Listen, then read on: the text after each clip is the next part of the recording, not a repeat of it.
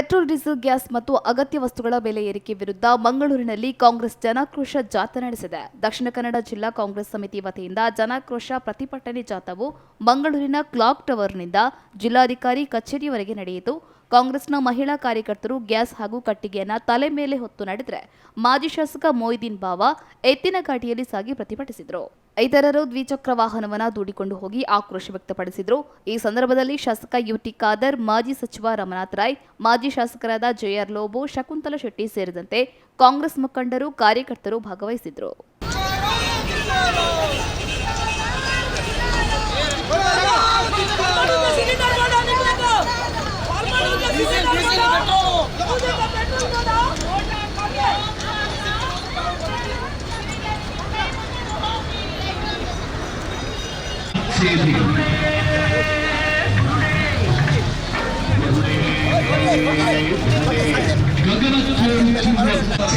ಕೈ ಹಾಕುತ್ತಿದ್ದಾರೆ. ಜಿಎಸ್ಟಿಯಿಂದ ಕುಸಿದು ಬಿದ್ದ ವ್ಯಾಪಾರ, ಫೈನ್ಗಳ ಮೇಲೆ ಫೈನ್, ಟ್ಯಾಕ್ಸ್ಗಳ ಮೇಲೆ ಟ್ಯಾಕ್ಸ್. ಹೇಳುವವರಿಲ್ಲ, ಮಾತನಾಡುವವರಿಲ್ಲ, ಕೇಳುವವರಿಲ್ಲ. ಸರ್ವಾಧಿಕಾರ ಸರ್ಕಾರ.